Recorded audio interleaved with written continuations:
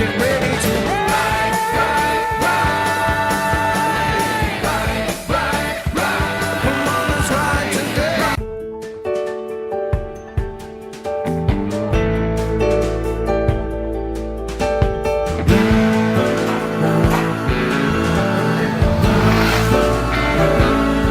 Dalawang gulong with Motorman J.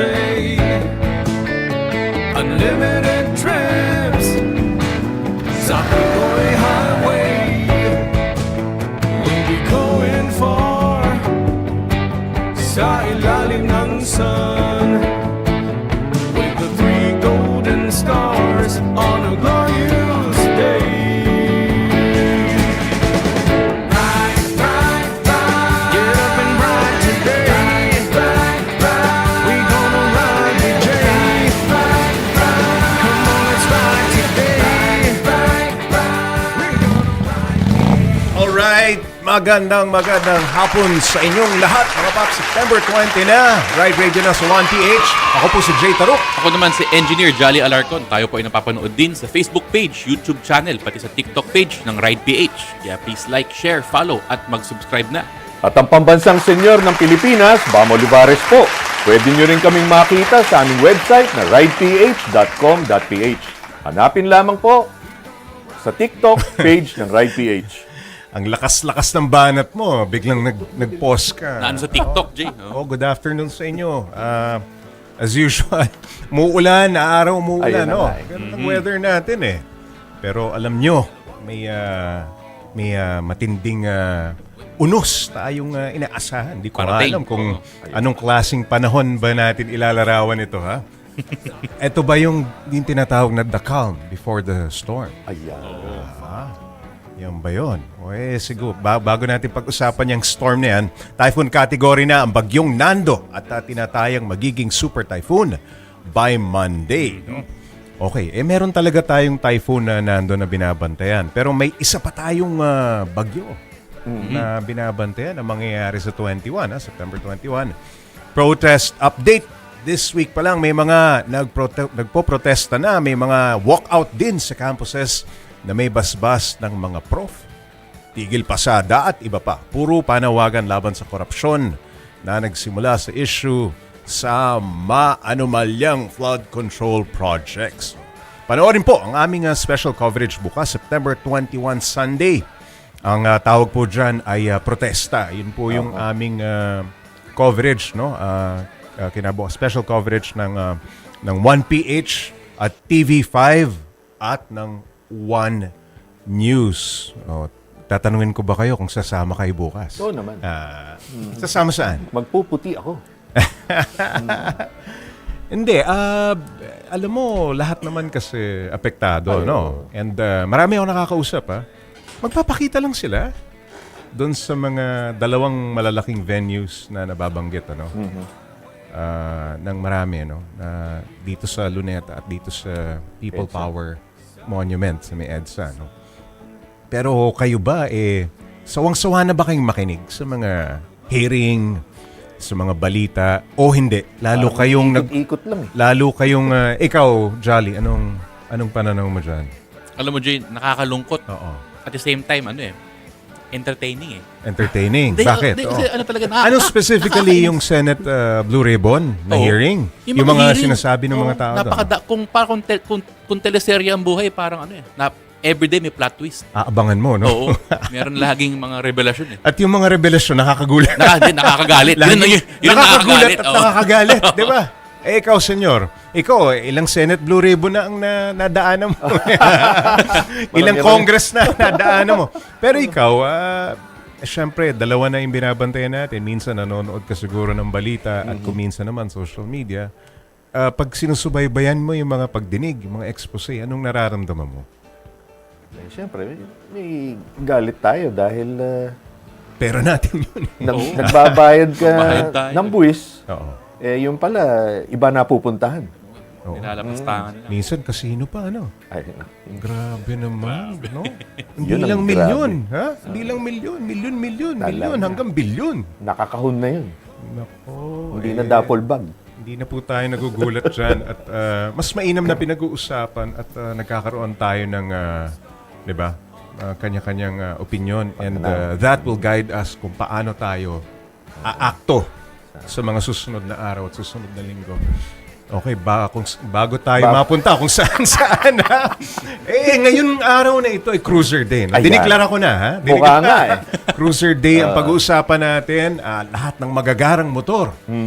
Specifically from the American brand, Harley Davidson, the iconic brand, ay pag-uusapan natin yan. Kaya naman, ay guest natin ngayong araw na ito ay P-card muna. Alright. Na-preempt ko pala yung script. Sorry, Marian. Okay. Ngayong araw na ito ay Cruiser Day. Okay, binasa ko pa rin, ha? Okay, simulan natin dito sa Beyond the Ordinary. Yan ang masasabi natin sa cruiser lineup na ni-reveal ng Harley Davidson para sa taong ito. Pag-usapan na rin natin yan dito kasama si Sir Luigi Lardizabal, Vehicle Sales Manager ng Harley Davidson Manila, HD Manila. Welcome to the show, sir. Magandang hapon po. Thank you for having us. Good afternoon. Oo. I wanted to attend dun sa inyong we missed you. Yeah. Napakagandang Press launch release. Sa That's Ayala right. Museum pa. Magaling mo, ha? Talagang Oh. work of art. Historic. Yan ang statement doon, no? yeah. Without asking Mr. Luigi, yan ang statement ng HD Manila, ha? Gandang This is like venue yan. work of art. Okay. Ano ang mga highlights siguro? Let's talk about the highlights dun sa napakalaking launch nyo last Thursday. Last Thursday, as you said, What happened po? we had a very successful launch, safe to say, attended by the press and the media. At this was organized primarily by our Asia Emerging Markets regional office. Okay.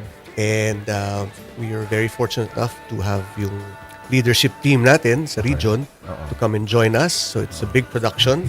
And we unveiled, ilan ba yun? Isa, dalawa? We had almost six lineup of the 2025 Softail Cruiser models. Ayun. Ito yung 2025 Softail Cruiser models. That's correct, yes. Ito yung 117, mga bago. Yes. Ayan. Wow. Okay. Tingnan natin, no? Sabi mo, 6 or 7? We had 6. We featured 6. Okay, 6. Okay. Ang, Does this include the Grey Ghost? Pwede ko ba sabihin? Yes, sir. May embargo ba? Nandun. Na-friend ko ba? Nandun. Okay. Kasama dun sa 6 na nilaunch. No? Kasama. Okay. Luigi, anong pagkakaiba nitong 6 na ito? Baka we can talk about it. May mga ano bang significant na binago dito sa 2025 model? Okay, magandang tanong po yan. These 6 models, as you mentioned also, aside from being a 117, dahil nagsimula siya dati ng 114, so kumbaga sa Pilipinas, it's from 1800 to 1900cc para po sa mga nakapakinig natin. Cubic inches. Cubic inch Cubic to... inch, oo.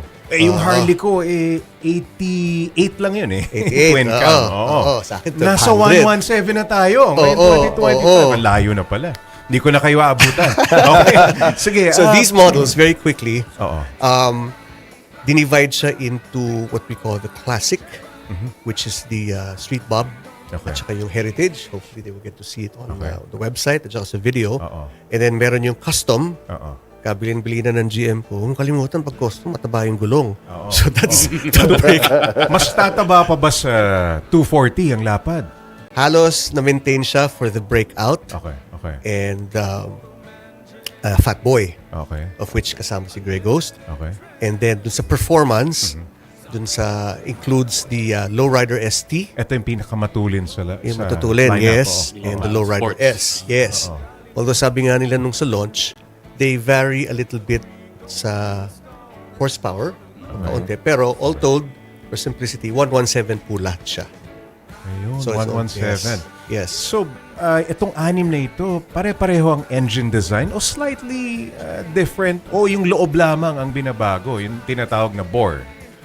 I would say, safe to say, without having any technical expertise much on it, halos the same.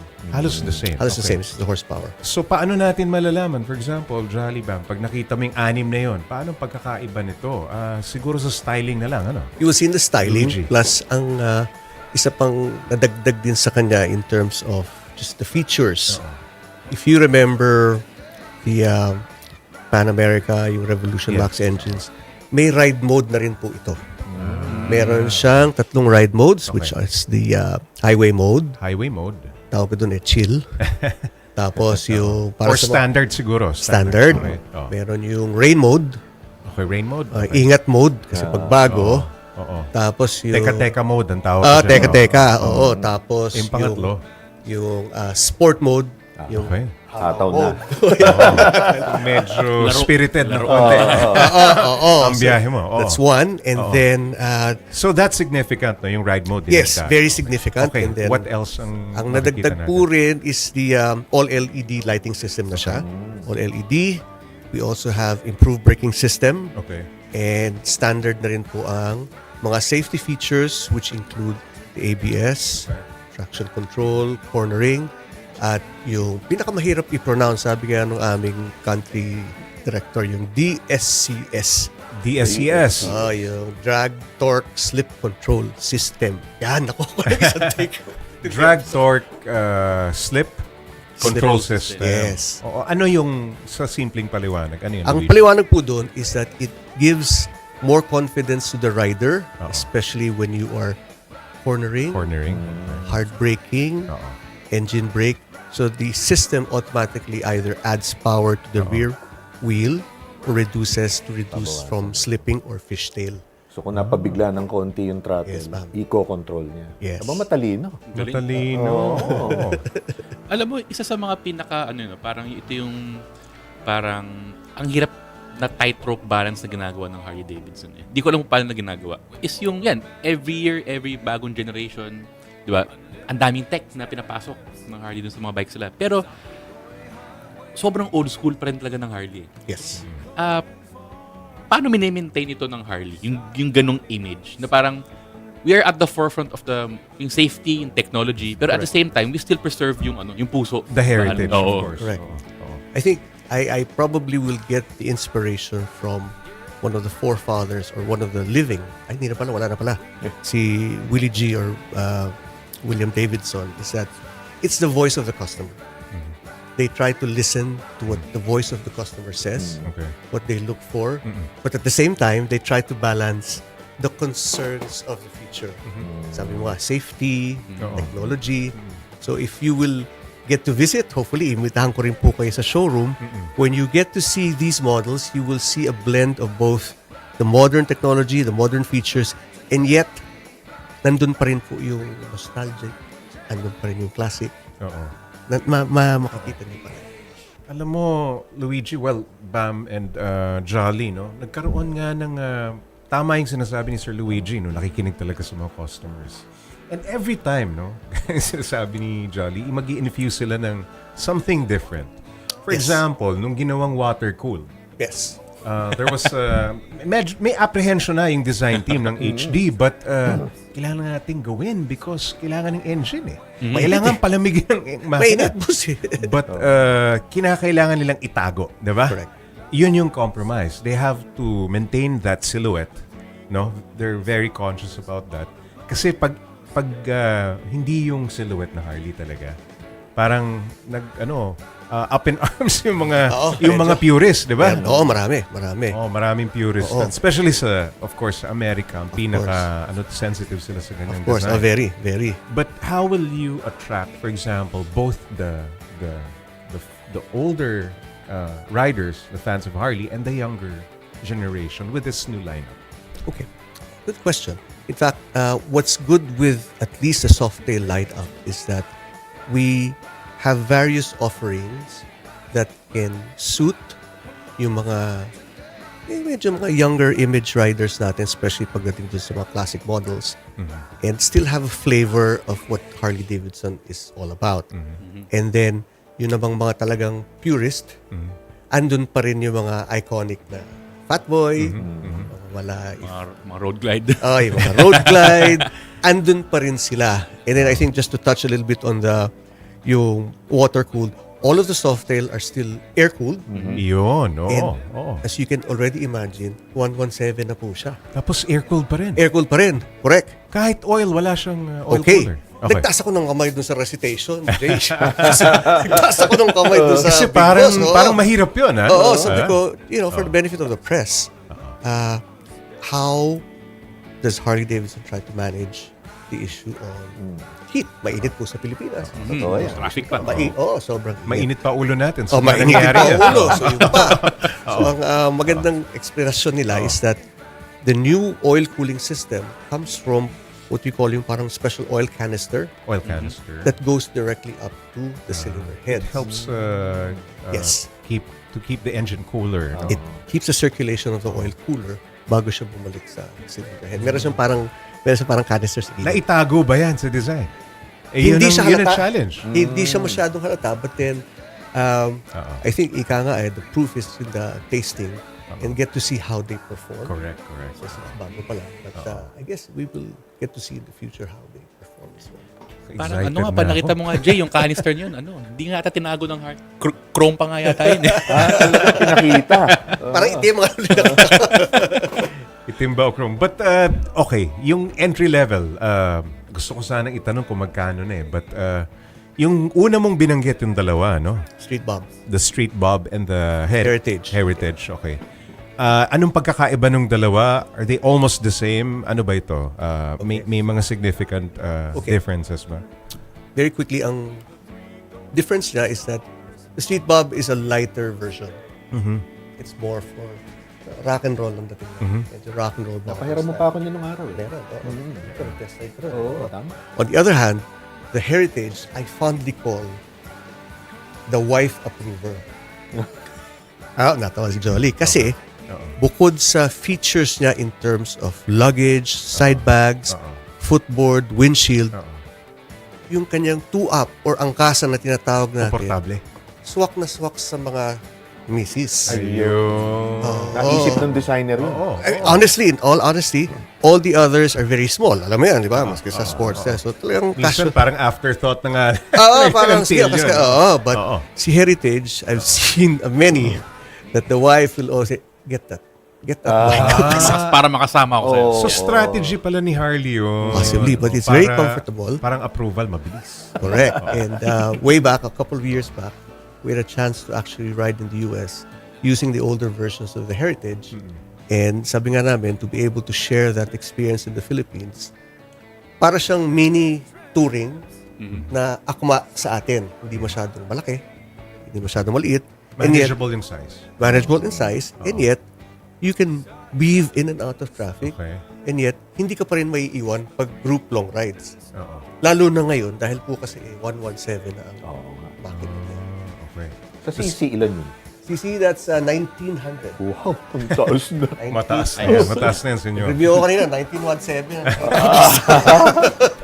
Luigi, ang susunod dyan dun sa dalawang binanggit mo, Street Bob and the Heritage, is the custom na. Oo, Ano naman ang pagkakaiba ng custom dun sa dalawang Okay, binanggit the mo? custom, aside from the engine, Lahat ito pare-pareho ng frame and engine. Ano? parang 117 naman sila. It's just probably, as you said, in terms of the structure, in terms of function. Si Custom, Custom, si Fatboy, and si Breakout, alam na natin ang unique kanyang character is that sexy yung gulong na sa likod. correct. A lot of people really go after that.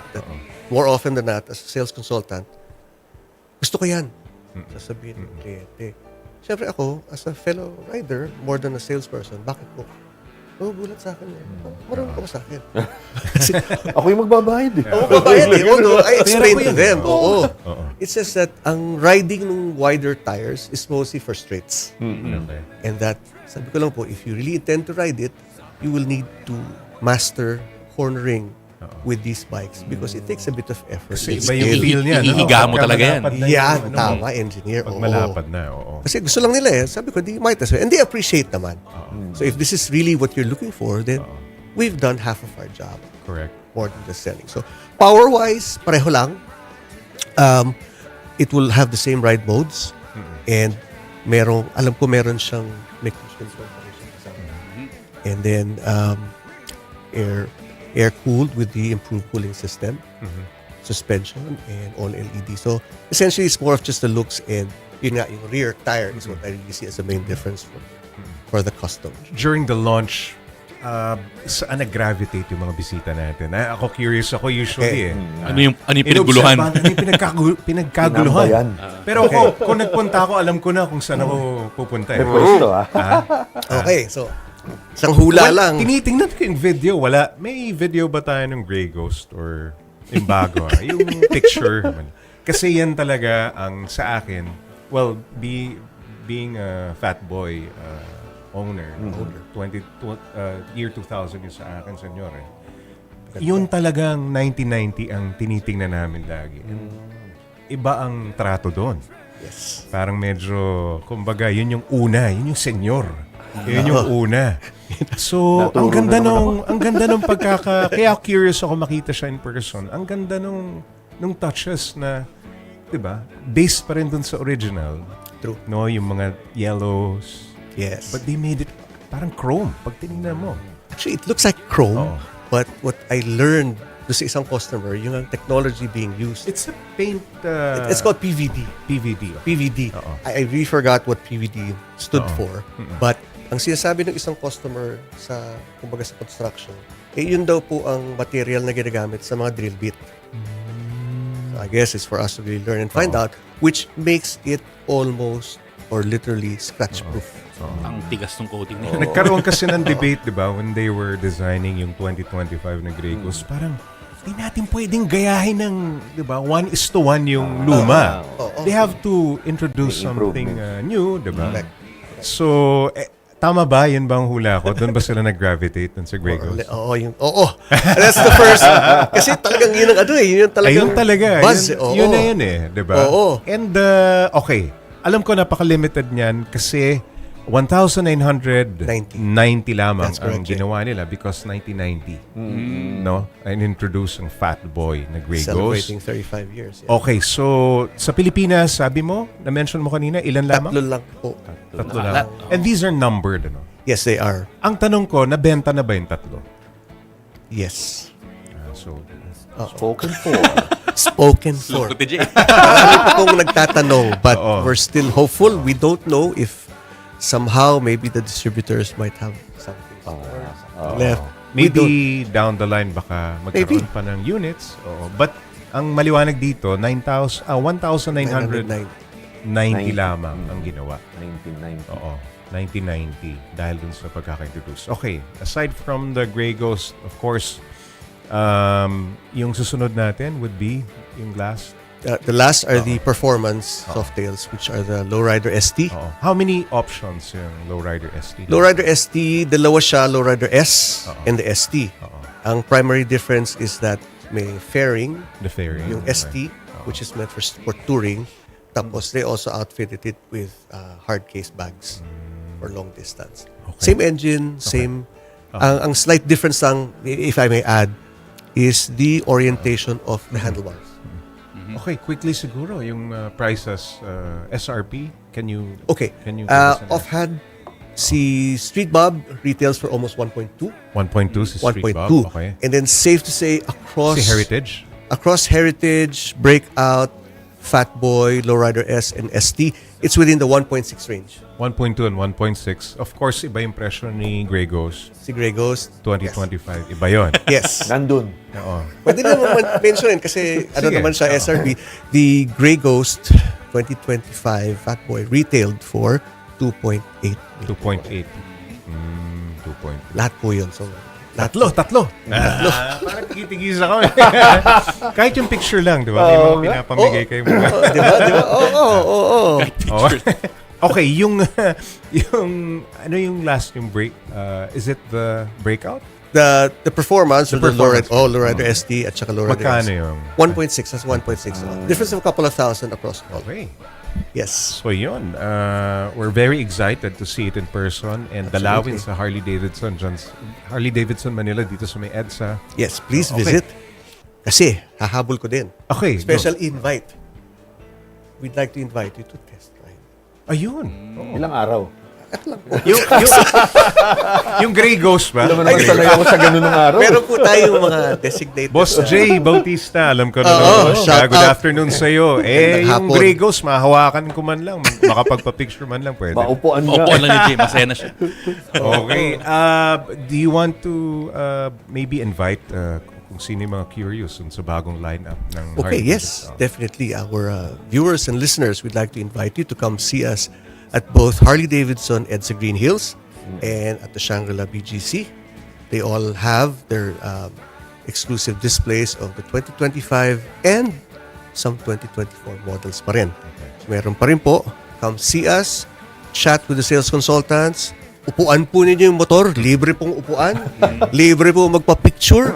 And as I extended the invitation, we have some designated demo bikes Okay. for you to try out. Thank you so much. Maraming salamat, Sir Thank Luigi. you. Salamat Lord po. Zabal. Kapag Harley Davidson, syempre, dapat I-ride mo to. i-ride mo yung Harley na yan. Okay. Diba? Thank you, sir. Okay, Thank you. at ngayon, panahon na para may manalo ng batteries mula sa Motolite pang matagalan. Paano ba yan, Senyor Bob? Makinig ng maigi. Ito dapat ang ilalagay ninyo sa comment section. Pangmatagalan, ang inyong location at ang pangalan ng show na ito. Naku, mamaya sa ating pagbabalik, ang best cruiser naman itong nagdaang Philippine Moto Heritage Weekend. Ang Lirida. Lirida Creation ni Mr. John Hill. Pot-pot kasi tawag ko dito. John Hill Perez, susunod na sa Ride Radio 2.0. We'll be going for sa ilalim ng sun with the three golden stars on a glorious day. Ride, ride, ride. Get up and ride today. Ride, ride, ride. We gonna ride the Jay. Ride, ride. Come on, let's ride.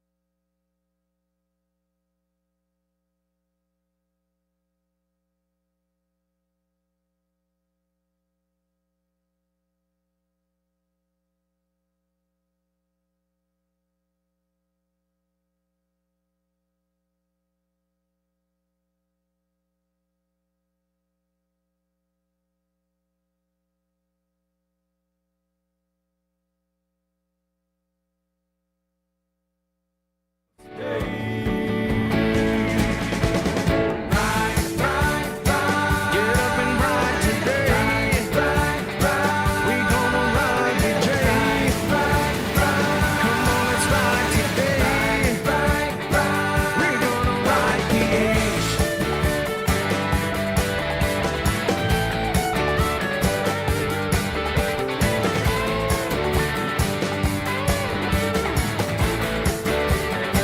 Get up, get ready to ride, ride, ride.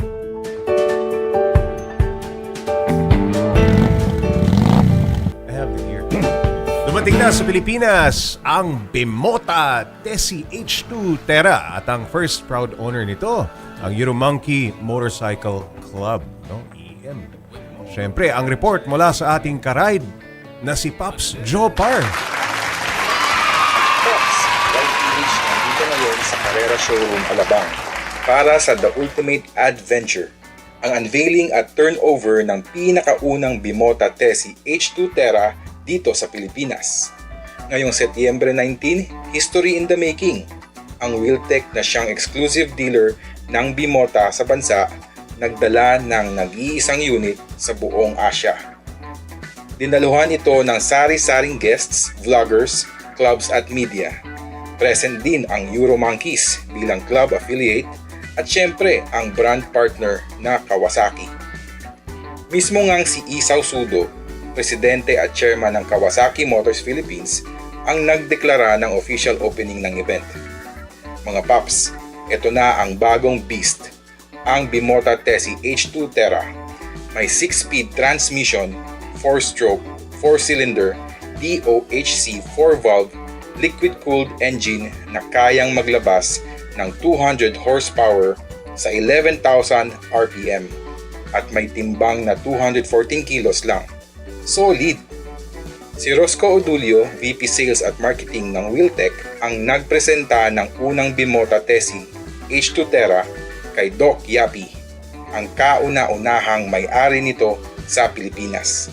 This is a rare piece. It's not only one in the Philippines. So, ingatan natin siya. Pero sir, definitely it's a work of art. If you look at it, talagang on all angles, ang ganda eh. Diba? Kumbaga, wala kayo natapon eh. Kaya mga Paps, abangan pa ang mga ganap mula sa Ride PH. Ako si Paps Jopar, nag-uulat, ride safe, ride now, Ride PH. Ayun, maraming salamat, Pops Jopa. Napakaganda ng iyong coverage ng Bimota, ano? Si Doc Napaka-exotic. Yapi talagang mahilig sa mga exotic, ano? Okay, congratulations sa kaibigan natin si Doc Yapi for that beautiful bike. Okay, ngayon naman, pag-usapan natin. Balik tayo sa cruiser, no? Ang isa sa mga nag-stand out sa mga motorsiklong ibinida natin sa Philippine Motor Heritage Weekend 2025. Nitong nakalipas na September 6 hanggang 7. Best Cruiser, first place sa Classic category at Best Paint ang naiuwi nitong awards. Pag-usapan natin kasama si Sir John Hill Perez, a.k.a. Pot, ng Outlaw Motorcycle Club at owner ng multi-award-winning na Lerida Creation. Yeah. Good afternoon, Pot. Magandang hapon po sa inyo lahat. Okay. So, yan. Nakakatuwa. Akala ko mag-shoutout ka sa later na. mga brothers natin sa Outlaw. Oo, ayun. Binabati ko lahat ng mga kasamahan natin dyan. Okay, from Black and White community, mga kasamahan natin sa DepEd, especially sa Parañaque National High School, Maine. Magandang hapon po sa inyo lahat. Sa DPWH, wala kang babatiin? Wala ako doon. Wala rin akong balak doon, sir. Wala kang kabati-bati muna. Okay, Pot. Okay, matagal na tayo magkakilala and alam naman namin, no? Yung mga tirada nyo dyan sa Lerida, talagang pang show. Yep. Ha? Etong entry natin sa Philippine Motor Heritage Weekend sa 2025, ginulat mo kami. Parang pagising natin, nandun na kagad. Oo, Ano? pag alis ko nung gabi, nung Ingres, wala pa yung bike ni Potpot eh. Tapos nung umaga, pagdating, ito, bike. Anong gusto nating gawin talagang, anong look ba yung ginawa mo dun sa cruiser na yun? Actually, ang base bike niya is 1994 Harley Davidson Fat Boy. Then, ang ginawa natin is yung Vicla style. So, medyo Southern Vicla. California yun. Okay. So, usually, mga gumagamit sa kanya is mga cholo bikers. Yan. So, Cholo. ano siya, napakagandang base form niya, base bike niya for that category. Gaano kalaki yung eksena ng mga Vicla, yung mga cholo type riders dito sa Metro Manila, sabihin natin. May marami bang nagra-ride ng ganyan? Yes, actually, ano siya medyo nagiging dumadami na yung yung mga riders na gumagawa ng ganyang style. Then actually ang kagandahan lang diyan is meron tayong background sa pagdating sa low riders, which is yun yung culture talaga before. So etong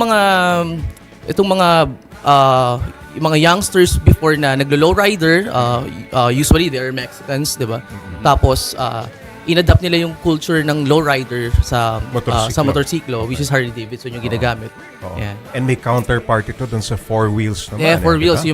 yung mga naka-hydraulics Yung mga American muscle cars Yes. na pati yung artwork yung pareho. artwork, oo. Ang nito is kailangan talaga para siyang nasa pedestal. I mean, maganda dapat. So hindi siya yung katulad ng ibang Hindi bikes pwedeng na half-cook. Yep, talagang all out. Kapag ito ang bike mo, dapat from paint, parts, and performance, dapat nandun lahat yun. Ayun. Okay.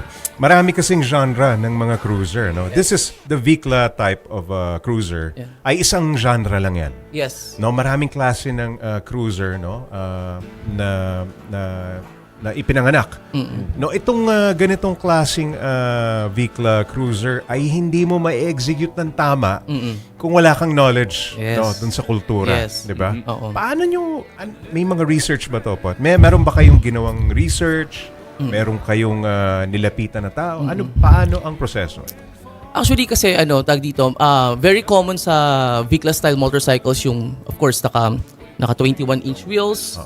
Dapat yan standard sa kanya ang fishtails, standard sa kanya ang ape hangers or beach bars.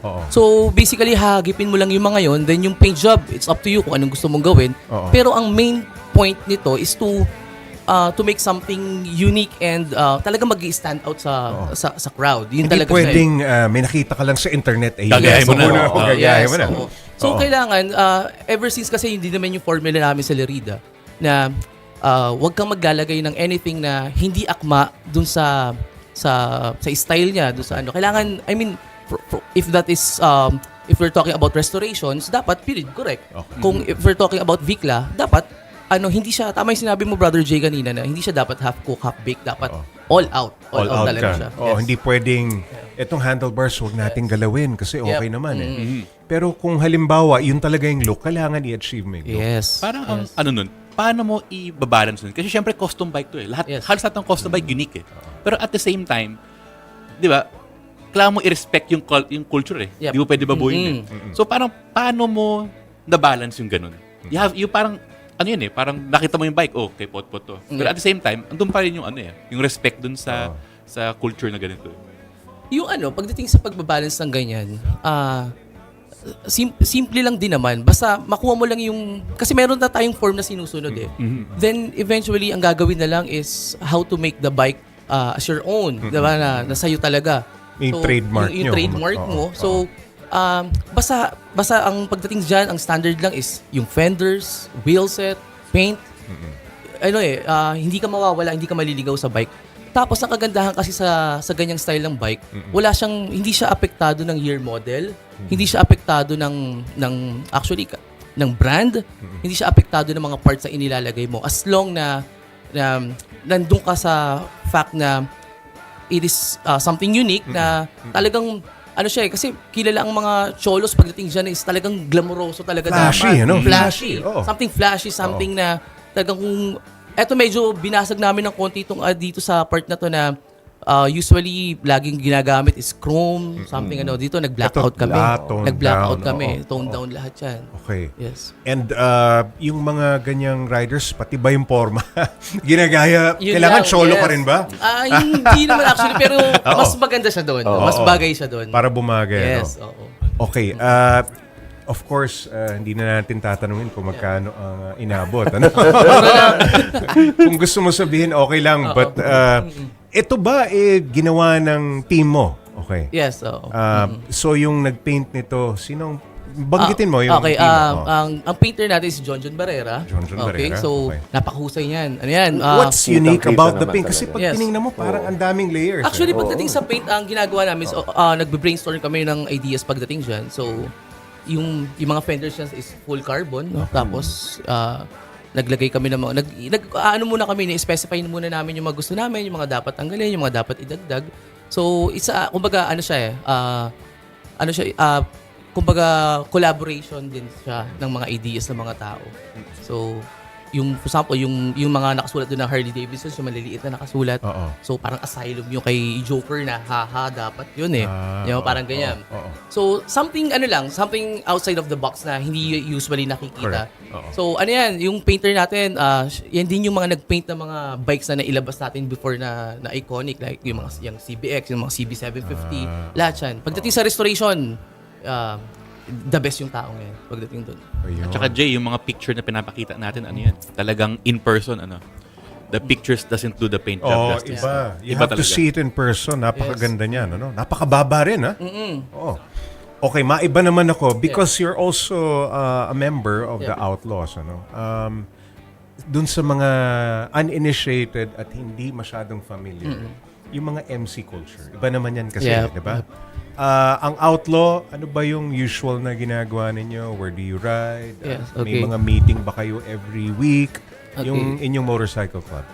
Actually, I'm a member of of Outlaw Motorcycle Club. So basically, alam siguro naman ng lahat, this is the oldest motorcycle club in the world. So we started 1935 in McCook, Illinois. Then kakalabas lang, palabas last year ata yung the bike riders, no? Yung, yun. So based doon yung based doon. Based doon yung kwento. Okay. So ayun lang, bali ang goal lang ng club ngayon is of course rides and charities, yung biking brotherhood and no other political shit, something like that. So yes. Tapos quickly yung pag sinabing 1%er, hindi na intindihan yan ng marami. Yes. What does it mean? Before kasi may mga connotations na hearsay, sabi-sabi, pero as of now, so nagbago na rin yung sistema kung paano siya tinitignan tao. So basically 99% ng mga tao na nasa motorcycle club is doing their thing. Then there are these people, okay, na binibigay yung more than 100% of their commitment na sila yung part ng 1% na yun. Okay. So siguro iba't ibang club, iba't ibang ideas, iba't ibang I cannot tell wala ako doon sa nila, sa shoes nila para sabihin ko anong definition nila ng pagiging 1%. Pero as of me, for me, so ang pagiging 1% is total dedication and commitment to the club, to the brotherhood. Brotherhood talaga, no? Nakikita naman namin sa mga posts mo. Yeah. What? Okay. Ang dami ko pang gustong itanong dito. Pero sige, invite ka na lang namin next time po. Maraming salamat. John Hill Perez, kapag Outlaw Motorcycle, siguradong. Astig ang trip mo. Ayun. May conviction talaga. Meron talaga. Okay, paalala sa mga nagko-comment para manalo ng Motolite batteries, i-comment ang pangmatagalan, ang inyong location at ang name ng show na ito. Required po na masunod ang instructions na ito para manalo. Mamaya, more about cruisers pa rin. Kasama naman si Bike Panzer. Nako, sa pagbabalik yan ng Ride Radio 2.0.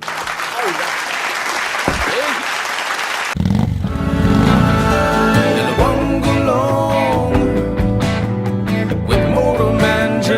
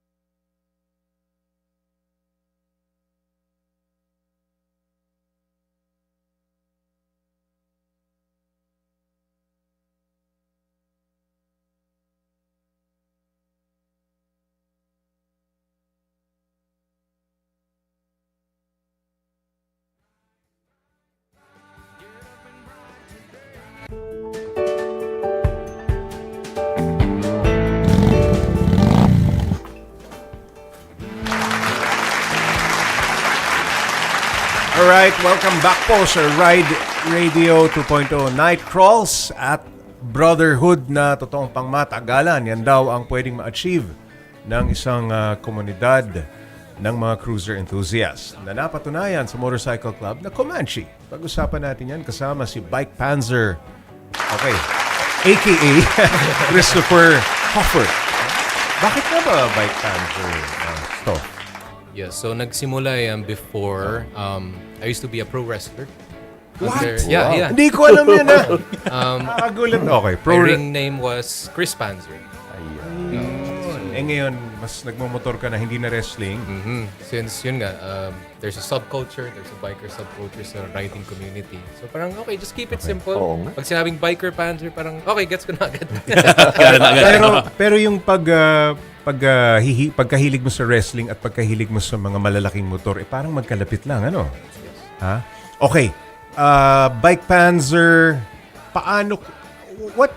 what about cruisers na parang na-attract ka? What's appealing about cruisers? Bakit ito napili mong motor? Actually, marami nagtatanong sa akin yan. Oo. Sabi nila, medyo bata-bata ka pa. Ba't ayaw mo sa sport? Pang Biker?" Thunders yan Usually. natawa sa inyo. Nakatingin ka na naman sa akin. Hindi, mukhang ako yung titingnan mo. Pang Thunders. Pero bakit cruiser ang nakahiligan mong sakyan? So, I have this story. Oo. Nung bago pa lang yung SC-Tex. Oo. 2 decades ago ba? Me and my dad were driving down. And then, Oo. may narinig akong rumble. Gulat ako, ano yun? And then, pagtingin ko, there's these cruiser bikes. Ang dami, mga 50. Oo. Filipinos, foreigners. And they just had these, naka-sleeveless sila. And you know, like, nakita ko sa likod, Mad Dog. Ayun. And I'm like, wow! Sobrang in awe ako. I didn't know what I saw. Anong motor mo noon at that time? That time, I was still young, mga 12. So Pero- nasa sasakyan ka, sa kotse ka. So that time, sobrang na-astonish ako. Parang na-intrigue ako. There's that mystique na parang, who are these guys? So yung pagra-ride ng mga Mad Dog, parang it left an impression sa'yo na ito yung gusto kong i-ride nung bata ka. Oo. So, fast forward, Oo. there's this biker show, Okay. a famous show. Oo. Well, I'm not ashamed to say na when I watched it, nahook agad ako. So, this Ano was, yung show na yan? Bagitin mo na. Nabitin eh. okay, this was Sons of Anarchy. Sons of Anarchy. So, Oo. nung- Marami namang fans at nanonood. Yes, doon. although it's Hollywood o Asia, pero the aspect of brotherhood, motorcycles, specifically mga cruiser, nandun siya. So yun yung pinick up ko. And I said, one day I'd like something like that. Well, just like Outlaws, Comanche, no, palaging na-emphasize yung brotherhood no, sa mga MCs na particularly riding mga cruisers. Bakit yan yung talagang parang nasa-solidify ba pagka naka-cruiser kayong lahat? What about the culture? Ano ba bakit ganon ang kumbaga nako-cultivate? Kasi maraming klase ng motor Maraming klase magkakabarkada. Pero pag sinabing cruiser, iba, no? Unique pag sinabing MC. Unique parang solid kayo. Bakit ganon? I want to understand the culture. Well, tama naman. I mean, just like any other motorcycle types, diba? There's lagi may samahan. So the brotherhood is always there. But in this, I'd like to call it subculture na Western siya. So these guys in leather vests driving cruiser motorcycles. And they bond through, the word brotherhood, which is always, diba, parang naririnig lagi natin. But it boils down to something simple as you're there for each other. May nasiraan na isa, tigil lahat. Tulong. Oo. Parang walang iwanan. Yun yung basic niya and gist niya. And then, of course, having fun, riding to far places or just simple having refreshments around the city. Kayo, sama-sama lang. Oo. Parang bagay na bagay lang no? Pagka naka-cruise, naka-leather vest and all the cruiser bikes na magkakasama kayong nagra-ride. And ano yung pinaka gusto mo ba about riding a cruiser? I mean, pwede kang mamili ng ibang motor, di ba? Pwedeng scooter naman, pwede. What is it about cruiser na na-attract ka? Bakit yun ang gusto mo? Well, first, Is it about yung rumble, yung sound, o yung feel, yung character ng cruiser? that's one part of it. Iba yung rumble niya, the spirit of it, of the cruiser bike. Especially yung mga dia-drive natin, may ingay sila So talagang you really feel it. It's part of it. Oo. The aesthetics, of course, and of course the people you meet along the way. Kasi sinishare nyo na yung the cruiser hobby. So parang medyo same mindsets kayo, same wavelength kayo. Alignment-wise, you're just the same. Senyor, baka may tanong ka. tipong thunders ka mo pagka Hindi, tama yung Saan ba, sinabi niya. saan ba nagsimula yung oh, bakit ka naka-cruiser? Hindi ka pa naman matanda, di ba? Usually, yun yung sinasabi. Kasi ang cruiser, relax yung position mo. Oo. Pag nagta-travel ka, parang yun yung pinaka-okay. Tsaka ang angas di ba? Ay, totoo. Kapansin-pansin. Ang unang big bike ko, cruiser talaga. But it's a Japanese cruiser. It's a Yamaha V-Star 650. Laki naman nun. Yun. Oh, malaki agad. Oh, yun ang unang big bike ko from scooter. Galing ako scooter and then gusto ko ng big bike. Doon ako na-attract. Diretso na doon. Oo. Subsob at dalawa lang yan eh. Subsob tsaka cruiser. Dati, di ba, early 2000s, kung di ka naka-sports bike, cruiser eh. Dalawa lang. Oo, Oo, yun din dalawa lang. lang. Wala Yun yung pang marami. adventure nun. Yun yung marami nung time na yun. Pero Jay, no, yung mga ganitong, yung ganitong culture na to, yung ganitong sub-genre ng pagmumotor, yung nga parang may mystique eh. Yung, di ba, pag nasa expressway ka, dinaanan ka ng mga MC club, parang, wow, sino yung mga to, di ba? May Astig. Astig eh. Pero Tapos parang, sabay-sabay kayong maingay, di ba? tapos meron silang, they keep to themselves eh. May iba, may something eh. Yun Parang yung- kami-kami lang to Oo, may parang ganun gahada lagi. Ano yung pinakamalaking misconception about cruiser riders, Stoff? Well, I guess may depiction na parang, ay, these are medyo maangas. Bad boys. Oh, bad boys. Troublemaker. Parang ganun. Oh, troublemaker. Oo. Yan yung stereotypical. Yes, Tapos yan, may mga tattoo pa, Yes, di ba? yes. Long hair, di ba? Pero yan, when I met these guys, I used to hang out at this bar sa Merville, the Cruiser Saloon. Wala pang bike nun, pero nung naspatan ko, like, okay, these are the guys that I saw before, the bikers. So I hung out there, and you know what? Very, very nice people, very warm. Hindi naman sila accommodating. violent tulad nung napapanood natin. Oh, di ba? hindi, not at all. Not at all. I mean, Oo. yun, nakakatuwa. Sabi ko, okay, mas naengganyo ako. Okay, mababait naman pala sila. Actually, marami akong na-meet na sobrang passionate sa cruiser, pero bait eh. Yung parang out of character ba? Kasi alam mo yung stereotypical na siguro naghahanap ng away to lagi. Pero hindi Actually, naman. magandang question yun. Oo. Chris, parang nung yung nabanggit ni Jay. Is it because nasa MC sila kaya sila mabait? Or is it the other way around? I see. Malakas ang loob. Oo. Well, ano naman, not necessarily. Ang napansin ko sa mga MC guys here, mas totoo sila. Really. So maybe that's one of the reasons why we gravitate towards each other. Kasi parang, You depend on each parang other. what you see is what you get. Diba? Yung club nyo, for example, yung Comanche, gano'n nakatagal to and may mga proseso ba kayo? May procedure ba how to join? Kasi alam ko may mga prospect din kayo, di ba? Just like any other MC. Paano ba? Gano'n katagal na yung Comanche? So we just had our 5th anniversary a few weeks ago. Congratulations. Thank you. We're just a humble group. We don't aim to get big real quick. Quality members. Okay. And I'm just happy to see na there are these, nice guys who gravitate towards us. Na parang walang pilitan. And they're just interested in being part of your tribe. So, there's always a process for the MC, for motorcycle clubs. Yes, there's a process in earning your way to be a full-fledged member. So, let's say, bagito ka, probi ka muna. Something like that. I mean,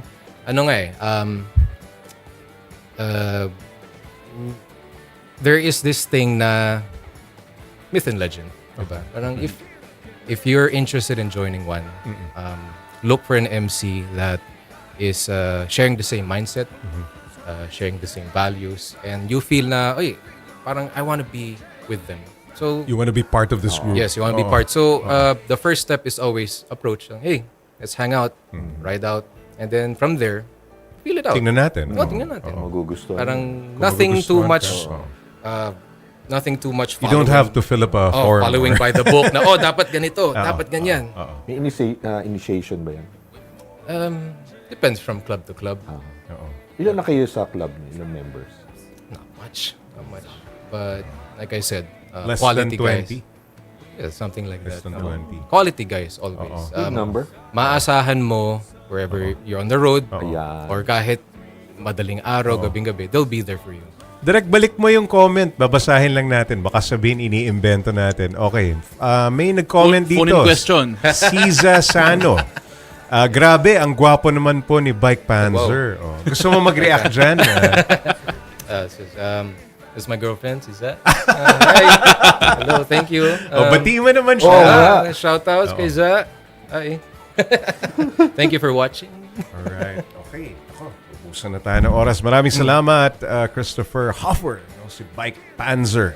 No, ang Bike Panzer ay tunay na Ride certified. Alright. Thank you. Thank you. Thank you What so a much, guy. Christoph. Okay, dami nating natutunan sa cruiser culture pero marami pa tayong pwedeng maitanong sana, no? Sayang. Okay. At ngayon, itong mahalaga, yung winners ng ating Motolite pangmatagalan battery giveaway. Jolly. Yan, ating mga nanalo ng Motolite battery. Si Jas Tenaga mula Santa Ana, Manila. Hey, congratulations. Si George Bela galing Alabang, Muntinlupa. Congratulations. Alan Ordono, Antipolo City. Okay. At si Richard Lozada mula sa Manila. At ang ating panglima, si Sally Aguilar mula Caloocan City. Sa lahat ng mga nanalo, mag-message sa Ride PH Facebook page para maklaim ang inyong Motolite pangmatagalan batteries. Alright. Maraming salamat sa Platinum Clean Fuel Motolite at Deja Brew. Pasasalamatan ba natin si Deja Brew? Parang kailangan bumawi ka. Ha? Okay. Sa inyong suporta sa aming programa, thank you so much. Ride safe.